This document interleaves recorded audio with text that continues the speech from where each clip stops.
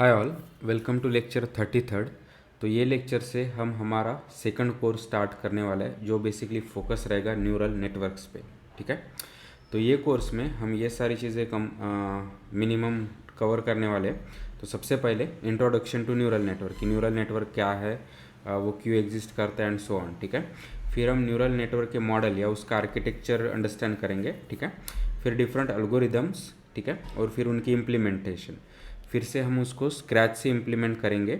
और बहुत सारे लाइब्रेरीज है न्यूरल नेटवर्क में पाइथन में, जैसे टेंसर फ्लो, उसको वाइडली यूज़ करेंगे और फिर उससे भी इम्प्लीमेंट करेंगे। ठीक है, और जहाँ पे भी रिक्वायर्ड है वहाँ पे हम विजुलाइज करेंगे ताकि हमें बेटर अंडरस्टैंडिंग और इंट्यूशंस आए। ठीक है, और फाइनली हम उसके एप्लीकेशंस की बात करते हैं, फिर डिफरेंट डेटा सेट पे वर्क करते हैं और हमारे मॉडल्स उस पर स्क्रैच से बना के फिर उसका एक्यूरेसी या बेसिकली इवेल्यूएशन करते हैं। ठीक है, तो ये सारे एटलीस्ट मिनिमम चीज़ें हम ये कोर्स में कंप्लीट करने वाले हैं।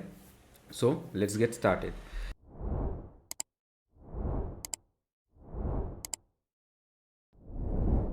तो सबसे पहले इंट्रोडक्शन। तो न्यूरल नेटवर्क क्यों एग्जिस्ट करता है, तो इसका ओरिजिनल मोटिवेशन था कि हमारा ह्यूमन ब्रेन या इन जनरल हमारा जो भी बायोलॉजिकल ब्रेन है, जिस तरह से वर्क करता है या जिस तरह से लर्न करता है, राइट, उसी तरह क्या हम एक आर्टिफिशियल ब्रेन बना सकते हैं जो बेसिकली खुद से लर्न करे, राइट। बिकॉज हमारा एआई का या मशीन लर्निंग का मेन पर्पज़ है टू लर्न, राइट। तो जैसे हमारा ह्यूमन ब्रेन लर्न करता है, तो क्या हम उसी तरह एक हमारा आर्टिफिशियल ब्रेन बना सकते हैं जो ऑटोमेटिकली लर्न करे। तो वो ओरिजिनल मोटिवेशन था।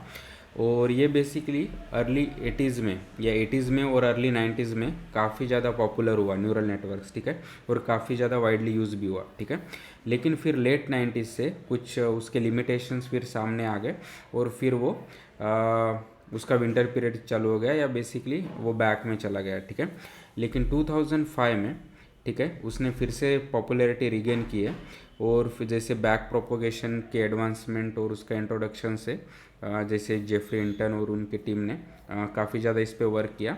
और फिर 2005 से स्पेशली लास्ट डिकेड में न्यूरल नेटवर्क एक मेन मॉडल है या मेन आर्किटेक्चर है, ठीक है, जिसके हेल्प से most of the breakthroughs in machine learning या एआई हुए हैं। ठीक है, और मोस्ट ऑफ द एप्लीकेशंस जो लास्ट डिकेड में बने हैं या इम्प्रूव हुए हैं, वो all mostly based on neural network. ठीक है, तो इसके एप्लीकेशंस क्या या कौन से एप्लीकेशंस को इसने टच किया, तो ये स्टार्टेड विथ स्पीच कि हमारा स्पीक रिकॉग्निशन, राइट, जैसे हमारे एलेक्सा डिवाइसेस हो गए या okay Google and Google devices and so on. तो वहाँ पे न्यूरल नेटवर्क्स का काफ़ी यूज़ होता है इमेजेस पे। ठीक है, इमेज क्लासिफिकेशन या फिर आपका face recognition and so on, उसमें न्यूरल नेटवर्क ने काफ़ी ज़्यादा ब्रेक थ्रू या इम्प्रूवमेंट किया है। फिर टेक्स्ट, ठीक है, जब भी आपका डेटा टेक्सचुअल है तो चैट बॉट्स हो गए या बेसिकली अभी आपने चैट जीपीटी के बारे में सुना होगा, राइट, जो एक टेक्सचुअल लार्ज लैंग्वेज मॉडल है।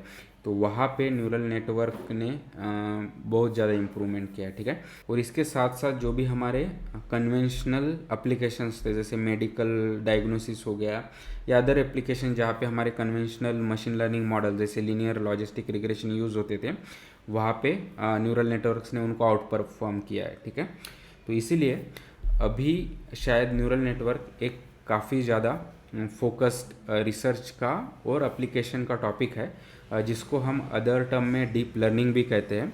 तो अगर न्यूरल नेटवर्क और डीप लर्निंग लिटरेचर्स में और इन जनरल भी इंटरचेंजिंगली वर्क होते या यूज़ होते, ठीक है, तो दोनों सेम चीज़ है। ठीक है, ओके। तो आगे बढ़ने से पहले, तो अगर हमारा अर्लियर मोटिवेशन ये था कि हमारे ब्रेन को मिमिक करे, लेकिन अभी के जो भी न्यूरल नेटवर्क्स है वो उससे काफ़ी अलग है। इनफैक्ट हमें पता भी नहीं है कि हमारा ब्रेन एक्चुअली वर्क क्या होता है। ठीक है, तो हर साल शायद हर कुछ रेगुलर पीरियड पे जो भी बायोलॉजिस्ट है वो ह्यूमन ब्रेन्स के बारे में नया रिसर्च और नए ब्रेक थ्रूज ला रहे हैं और हमें बेटर अंडरस्टैंडिंग हो रही है। ठीक है, लेकिन अभी के जो भी न्यूरल नेटवर्क्स मॉडल है उनका बेसिक हम कह सकते हैं कि जो भी आर्किटेक्चर है वो मोटिवेटेड है कि हमारा ब्रेन कैसे वर्क होता है उससे। लेकिन जो भी बड़े मॉडल्स है या उसके जो भी एप्लीकेशंस है वो इट्स फार फ्रॉम कि एक्चुअल हमारा ब्रेन जैसे वर्क होता है उससे। ठीक है, लेकिन फिर भी जो भी हमारा न्यूरल नेटवर्क्स मॉडल है वो आउट परफॉर्म कर रहे हैं और काफ़ी ज़्यादा वाइडली यूज़ हो रहे हैं, ठीक है।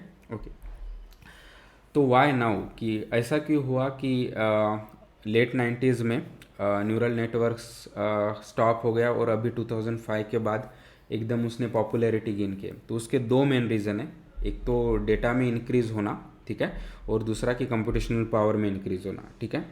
तो डेटा में क्या इंक्रीज़ हो गया, तो अगर आप देखोगे तो अभी लास्ट डेकेड या टू में जो भी हमारा डिजिटल डेटा है वो एक्सप्लोड हो गया, ठीक है। सर्च इंजिन्स हो गया, सोशल नेटवर्किंग साइट्स हो गए, या जो भी पहले फाइल्स होते थे वो सभी अभी डिजिटलाइज हो गए, ठीक है। तो अभी इसलिए हमारे पास बहुत ज़्यादा डेटा आ गया। तो बहुत सारे ऐसे एल्गोरिथम थे कि जो जो लिमिटेड थे या जो इम्प्रूव नहीं कर पा रहे थे because of lack of data.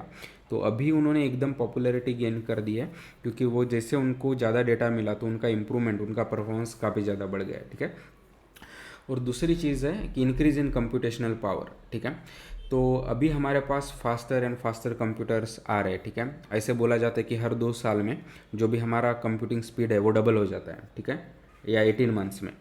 तो वो ट्रेंड अभी भी चल रहा है। उसके साथ साथ जो भी GPUs इन्वेंट हुए, तो इनिशियली वो तो ग्राफिक्स के लिए यूज़ हुए या बिल्ड हुए, लेकिन फिर रिसर्चर्स ने उसको बेसिकली न्यूरल नेटवर्क्स मॉडल में काफ़ी यूज़ किया है, ठीक है, और वो काफ़ी अच्छे से फिट हुए। तो यूज़ ऑफ GPUs और फास्टर कंप्यूटर्स और फिर उसके बाद इंक्रीज इन डेटा, तो इनके वजह से जो भी न्यूरल नेटवर्क मॉडल्स है वो फिर से काफ़ी अच्छे से वर्क होने लग गए, और फिर उन्होंने काफ़ी और एग्जिस्टिंग कन्वेंशनल मॉडल्स को आउट परफॉर्म करना स्टार्ट कर दिया, ठीक है। ओके, तो इसको पिक्चरिकली समझना है तो इस तरह से, तो अगर हम प्लॉट करते कि परफॉर्मेंस वर्सेस डेटा, ठीक है, तो अगर आप देखोगे जब डेटा लिमिटेड था तो बेसिकली ऑलमोस्ट सबका परफॉर्मेंस ऑलमोस्ट सिमिलर तरह का था, ठीक है। लेकिन जैसे डेटा बढ़ने लग गया तो जो भी हमारे कन्वेंशनल मशीन लर्निंग मॉडल्स है जैसे लीनियर एंड लॉजिस्टिक रिग्रेशन, उनका परफॉर्मेंस उतना बढ़ा नहीं, वो स्टैग्नेंट ही रहे। लेकिन जैसे फिर हम न्यूरल नेटवर्क्स मॉडल बिल्ड किए और फिर उनका मॉडल का साइज़ बढ़ाते बढ़ाते गए तो उनका परफॉर्मेंस बढ़ता गया, ठीक है। तो सेम डेटा पे, यहाँ पे कुछ मेरा डेटा है, तो कन्वेंशनल मॉडल का परफॉर्मेंस कुछ इस तरह से था। अगर मेरा स्मॉल न्यूरल नेटवर्क है तो हमारा परफॉर्मेंस बढ़ के इतना हो गया, ठीक है। और फिर मैंने उसमें और नोड्स ऐड कर दिए और हमारा से मीडियम न्यूरल नेटवर्क्स है या न्यूरल नेटवर्क का साइज़ मीडियम है तो उसका परफॉर्मेंस फिर बढ़ गया। या फिर मैं लार्ज या वेरी लार्ज न्यूरल नेटवर्क्स बनाता हूँ, यानी जिसमें बहुत सारे न्यूरॉन्स या जो भी सेल्स होंगे, ठीक है, तो हमारा परफॉर्मेंस फिर से काफ़ी ज़्यादा बढ़ गया, ठीक है। तो अगर हमारे पास बहुत ज़्यादा डेटा है और फिर हम लार्ज नेटवर्क या न्यूरल नेटवर्क को और बड़ा बड़ा बनाते जाते हैं तो हमारा परफॉर्मेंस गेन होते जाएगा, ठीक है। तो इसका सिर्फ लिमिटेशन क्या होगा, जब भी हम लार्ज न्यूरल नेटवर्क्स बनाते हैं तब बेसिकली कंप्यूटेशनल पावर, राइट। तो लेकिन वो तो कंप्यूटेशनल पावर और हमारे चिप्स और इम्प्रूव होते जा रहे हैं, इसलिए हम और बड़े मॉडल्स न्यूरल नेटवर्क से बनाते जा रहे हैं और फिर हमारा परफॉर्मेंस और बढ़ते जा रहा है, ठीक है। और जब हम बड़े नेटवर्क की बात करते हैं तो हमने देखा था कि ऐसे केस में ओवरफिटिंग का प्रॉब्लम आ सकता है, राइट। लेकिन न्यूरल नेटवर्क्स मॉडल में अभी ऑलमोस्ट हम या रिसर्चर्स ने फाइंड आउट कर दिया कि वो हम किस तरह से उसको कंट्रोल में कर सकते हैं, ठीक है। तो इसलिए साइज़ ऑफ न्यूरल नेटवर्क्स पे वो भी लिमिटेशंस नहीं रहा है, ठीक है। तो अगर हमारे पास बहुत ज़्यादा डेटा है और बहुत ज़्यादा कंप्यूटेशन पावर है तो उतने साइज़ का हम न्यूरल नेटवर्क बड़ा बना सकते हैं और फिर वो उतना अच्छा परफॉर्मेंस देते रहेगा, ठीक है। ओके, तो आई होप कि अभी आपको न्यूरल नेटवर्क का बेसिक आइडिया, बेसिक मोटिवेशन और वो क्यों अभी पॉपुलर है उसके बारे में आइडिया आया होगा, ठीक है। तो नेक्स्ट लेक्चर से हम उसका एक्चुअल आर्किटेक्चर डिस्कस करेंगे, ठीक है। लेकिन आई होप कि अभी आपको ये चीज़ें क्लियर हो गई होगी, ठीक है।